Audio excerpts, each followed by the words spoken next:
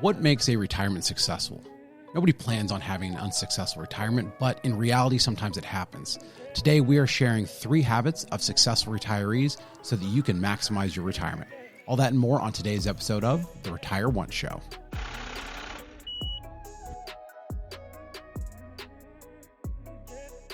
Hello and welcome to the Retire Once Show, the show designed to help you get to retirement, but most importantly, stay retired. I'm your host, Johnathan Rankin. I'm the founder and CEO of Theorem Wealth Management, and I am joined, as always, by my lovely co-host. Hi, I'm Melissa Rankin. Thank you so much for joining us. We have a great show for you today. We are going to be sharing the 3 habits of successful retirees. But before we do that, what do we want people to do, Mel? We want you to subscribe. We want you to follow us along on this amazing journey. That's right. Hit that subscribe button so that you're notified every time that we release a new episode. But now I think we have to get into it. But before we do, don't we have something else for them? We actually do. We have a listener question, and I think this is a very common question. We got a question from Matt, and he said, I'm thinking about retiring in the next 1 to 2 years. I have some cash savings, and I'm curious, what should I have paid off before I retire? And to everybody who's listening, I apologize. Allergies have gotten me a little bit caught up, so you'll have to forgive my voice. Yeah, trust me, it's worse for me than it is for you because I get to live with it every single day. But we carry on. We carry on. So bless you in advance, of the times that we might have to cut so she could sneeze. I apologize if that happens. That's right. But let's get back to Matt. Let's get back to Matt. Matt, there's a number of different forms of things that you want paid off. Now, he didn't mention what he wants to have paid off or what he should pay off. We have no clue what kind of debt he has. I think he just means in general. In general. Okay. So let's go through, I would say, the big ones. Obviously, there's the house. The biggest one. The biggest Most one. likely. Yeah. This is a very polarizing, piece of debt that I've found, throughout my experience, that people always either need to have it paid off by the time they retire, or it's something that they want to make sure they have the most efficient plan possible. Well, naturally, it's usually the biggest expense. It is. But when you think about, if you, let's say you refinance over the past couple of years before rates decided to double on everybody, but let's say you refied at a very low rate around 2.5% or maybe 3%. Kudos to you if that's the case. Yeah, very, very much kudos to you.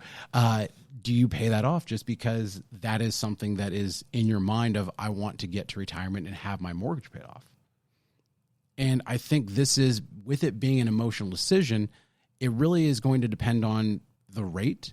And also, if it is something that you have, if you don't have personal comfort with that debt, then yeah, have it paid off. But if you want the most efficient, I would say, on paper financial plan, well, it's going to come down to the rate. If your rate is 3%, the odds are that you could get a better, over time, a better return in any sort of market than 3% that will help pay that down. So your money is better spent investing it as opposed to paying that down. But it really comes down to a comfort level with that debt. So in your opinion, if he has a low rate, maybe hang on to it. Yeah, absolutely. If you locked in an extremely low rate and you're comfortable with that debt, knowing that it's going to impact your cash flow, then yeah, I would say keep that debt. If it's something where you say it's going to stress me out, it's going to weigh on me, and I want this paid off by the time I retire, then pay it off. Sometimes in finance, yes, there's a correct answer that is right on paper, but it makes you more uncomfortable. And is that really what retirement's about, is being uncomfortable? So, of course not. Nobody wants to be uncomfortable. After the house, I think the next big item that most people have is a car. Yeah, either car or sometimes credit cards. Now, cars, it depends on, I would say, how often you drive it. Once again, the rate is going to be a factor there. What is that payment? How much longer do you have to pay on that? Do you want that car forever? Yeah, obviously getting debt-free is a goal for a lot of people, but it's just making sure that you're putting that cash savings to the best possible use. And the options are either paying down the debt, and I would say stack rank everything by interest rate, because the other option is you invest it. I mean, those are really the 2 options that you have. Now, obviously, the investing world doesn't feel great right now, being in a bear market and all, but over time, I would say there's going to be returns that at some point, we talked about before, my big prediction is that at some point in the future, the stock market will be higher than it is today. We just don't know when. We sure hope so. Yeah, we definitely sure hope so. But I think looking at where your highest interest rates are, if that's your car loan, then yeah, knock that thing out. If it's credit cards, then you want to aggressively pay those things off, because let's say you decide you want to put paying off those high interest rate debts, and you want to put that off until you're retired. Well, the reality is you're probably taking distributions from your retirement savings during that time and paying that off by taking money out of your retirement accounts. One, you're paying taxes depending on the type of account you're taking that out of. So it could possibly push you into a higher tax bracket. You might be withdrawing more than what your financial plan initially had in place, just because now you're taking out extra to pay off that debt. Coming up with a plan before you retire to figure out where the best use of that money is. Now, I know that's what you're thinking about, Matt, but really it's going to be on a case-by-case basis. There's not one way to say, pay off all your debt and that's the best place for your money, because the reality is, depending on the low rates, I know some places, some cars, they might have a 0% interest rate. Do you really want to pay that thing off? Chances are if you have 0%, you're going to want to hang on to that car, especially if it's a car that you like, right? Yeah, I think so. And that's why incorporate all this stuff in your financial plan, figure out what your debt looks like based on the interest rates, and then go from there. Start off with the highest interest rate, knock that thing out, and then move on to the next one. Once you've gone over all the items that you might actually want to pay off, there are things to consider, maybe purchases you want to make or trips you want to go on. Yeah, that's a good point. There are items that aren't necessarily on a balance sheet that maybe you have planned. For example, travel. I know that's a big goal for a lot of retirees, is to start taking bigger trips, or maybe there's a destination that they've got on their bucket list that's kind of the first place they go after they retire. Or going to see family, grandkids. Yeah, I guess that would be considered a vacation. For most it is. For most it is. But making sure that if it's, let's say, a larger trip than what you're used to, earmarking that money, setting that aside, not factoring that into your financial plan is a good way to, I would say, pay that off in advance, but it's not necessarily a debt that you're paying off. The other things that you might want to factor, let's say you might need a new car. If you're planning on getting a new car in the first or second year of retirement, or even the first 3, earmark that, put that money aside. Don't factor that into your retirement plan.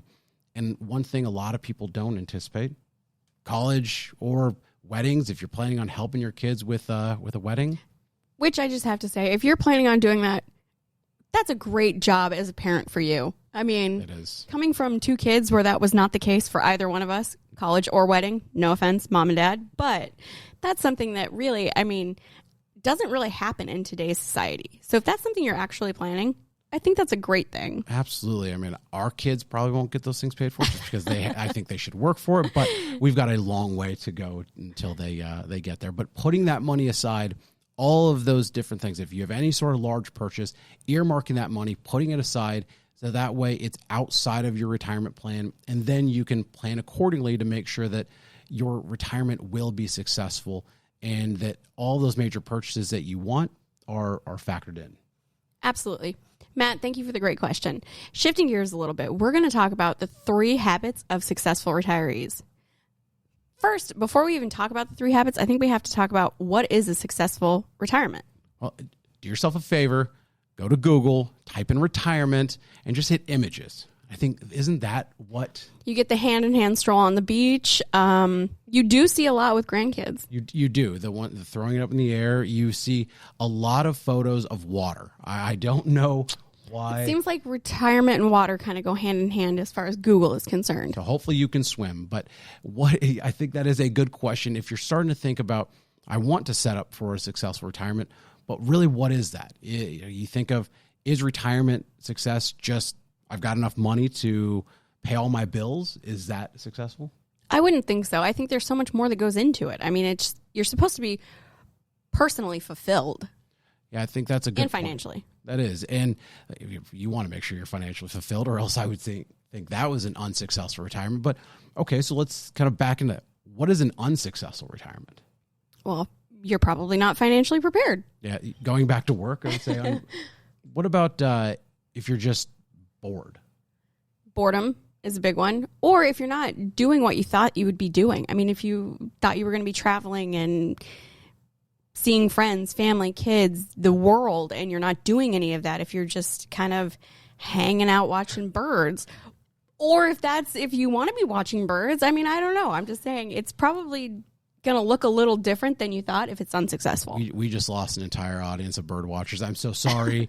I hope that... Actually, yesterday I did watch a news segment with my mother-in-law about the fact that since 2017, we have lost 2.9 million birds. So that's actually, that's what made me think about the bird factor. So my wife is now a bird watcher. That is good to know. Now that we've talked about what Google portrays as a successful retirement, let's actually talk about what 3 things make a successful retirement. First up, engage in an active financial plan. A lot of people don't know what this is. Active planning, I feel like, is different than just financial planning or retirement planning, because there is a large segment of people who believe, I did a financial plan once and I'm good to go. It said I was good. Set it and forget it method. Yeah, look, we're not baking chickens here. Okay, this is not that. We don't have anything on roast in the oven. No, nothing on roast in the oven. This is not set it, forget it. It's not like an estate plan or anything like that. This isn't something that you can do one time, put it in a file on your computer, and say, "Okay, I'm good," because markets change. I think that's pretty evident as of today, and I would imagine that there's a lot of people whose retirement looks different today than it did last November because of where the market was. Absolutely. Active planning allows you to put a routine together around how often you're going to update your financial plan. This gives you the ability to just check in with where you're at based on the market cycle. And really, I would say the most successful retirees have a schedule around how often they update this. Not only that, but they allow for flexibility in that financial plan. I know we talked a little bit about that before when talking about withdrawal sequencing. But there are going to be good years where maybe you could spend a little bit more, but having flexibility in your life as well, because there's going to be years where you might have to tighten up a little bit and not be so rigid. Yeah. I mean, if you think about it kind of like maintaining a car, you always need to take it in for an oil change. Think about that like the maintenance. But you never know when you're going to need to get new tires or brakes or whatever else goes wrong with cars. But I think you make a good point there. Maybe we should start putting a little sticker on the top left of your windshield that says oil change 3,000 miles away from here. If only somebody had thought of that. I know, but if you put now retirement plan and you just put that every 6 months along with your oil change, I think that's a great idea. Make them go hand in hand. While you're getting your oil changed, you can call us. We'll help put together that financial plan, and we could check on that. Let's be honest. You're going to have some time to kill while you're sitting there. I mean, they have to look for things that could be wrong with your car. That's right. They have to inspect everything, even though you just went there for the oil change. And then there's always that one issue that's... Oh, we didn't see this coming. Oh, yeah. This isn't covered under that warranty. So and we actually need to order the part, and it's on back order. So true. For anybody who's had to take their car in recently, that that probably sounds pretty familiar. That's very true. But putting that habit together, making sure you have a routine around updating your financial plan, because this allows you to stress test in real time how well you're doing. And making that a disciplined approach to financial planning is very important, and it's a very good habit that a lot of successful retirees have down very well. Now that we've talked about what it means to engage in an active financial plan, we're going to go into the second point, having an investment discipline. Yeah. Successful retirees have this one down very good. They have a discipline around their investment strategy to be as unemotional with their portfolio as possible. And that is what you want to do when investing for retirement. It's easier said than done. I mean, it's your money. You've worked hard for this. Yeah, nobody likes markets like right now, but successful retirees understand that bear markets are a part of investing. Now, most retirees have invested for 10, 20, 30, maybe even 40 years. They've been through market cycles, but in years like now, it gets easy to forget that we go through extended bear markets. It's easy to get caught up in headlines and all the noise out there. It is, and that's part of creating that investment discipline, is making sure that you have an asset allocation based on your financial plan, understanding your own risk tolerance. And in markets like this, it always reminds people, okay, what is my risk tolerance? How much risk can I stomach to the downside? Because over time, markets are going to go down. And yes, obviously this would be a lot better to be said at the top of the market where you're thinking, okay, can I stomach a 25 or 30% drawdown right now? Well, most people would say no, and maybe they're taking too much risk based on their own risk tolerance. So successful retirees have that investment discipline down. They don't get caught up in the momentum on either side. They're not saying, let's go all to cash, and they're not saying, let's dive all 100% into the stock market. It's kind of having a balance on both sides. Yes, it's an investment discipline. However, it's more or less being flexible with it and understanding that you're going to hit highs and lows with it. I mean, and that's a very good point. This isn't us saying, okay, put together an asset allocation and never touch it. You can operate with what we like to call an overweight method, where there are times where markets look expensive, like they did last year. And we had conversations with the clients to say, hey, I know we have a 60% stock allocation. That's part of our asset allocation. Right now, things look expensive. Why don't we trim that down to 55 or 50% and putting in some guardrails there? And then same thing on the upside. And when markets go up, everybody wants to take on more risk, but having a parameter on the top side to say, okay, at most we're going to go to 65 or 70% in stocks. So having that on the upside and the downside will help provide that discipline so that one, I know how much risk I'm taking, what I'm exposing myself to, but two, you're never going to get emotional with let's get all the way 100% out of the market or all the way 100% in, because that never works out for investors. So with our second point, what we're saying is have an investment discipline, but kind of try to keep your feelings out of it, I guess. As best as you can. And that's where having a financial advisor really does help. And let us be emotionless for you. Yeah, we can, that is our job. That is what we try to do. We want to show you, if we can put together a financial plan that you can say, I feel confident in this financial plan, and here's a investment portfolio that's based on that plan. Absolutely. I think that is what successful retirees do. And we've done that for a very long time with people. If you allow us to help you with that second point, it will lead perfectly into the third point. Retire with a purpose. Now, this is a habit that I don't think many people think about until after they're retired. So successful retirees have this one down well in advance, because I know we've talked about this before in previous episodes, retiring with a purpose. But I did run across this Forbes article that I found pretty interesting. The title of it was Why Your Retirement Plans May Fail on Any Given Tuesday. Tuesday, so obscure. It is very obscure. But what the author looked at was how retirees actually spend their time. And, obviously the biggest portion of a day was spent sleeping. And I would hope you're catching up on a lot of sleep. Yeah, everybody needs sleep to be healthy. We know that. The second biggest one was leisure activities. But the biggest thing in there was obviously watching TV. That was where... That one surprised me. That's where most retirees spent their time is watching TV, which, hey, if that's you, hopefully you have some good show recommendations. But I think most people, that wasn't the vision that they had set out for when they planned to retire. And what the author talks about is a good practice for setting yourself up for success in retirement is thinking about or being able to answer the question, what will you be doing on any given Tuesday? The obscurity comes back in full force. Yes. And now he does answer, okay, why does he pick Tuesday? Well, because Tuesday is boring. Tuesday is boring. It's you have nothing to look forward to, is what he says. There's not a Thursday or Friday. I was like, well, that's grim. I wouldn't say that. Okay. You have the whole day of Tuesday. That is true. But I guess more common than not, Tuesday is kind of it's Tuesday. And that's what that was the whole point of. That is the day where most people don't have anything planned. So if you're able to answer the question, what do you have going on Tuesday afternoon? If you have that day planned out, then it's likely going to be a successful retirement. He looks at this as the ability to virtually stress test your retirement goal setting around how you're actually going to live life after work. And based on Tuesday. But that's what most retirees often forget is, I worked all this time. I worked for 30 plus years. I want to stop working, but is it for the sake of just, I want to stop working? But really, what are you actually going to be doing?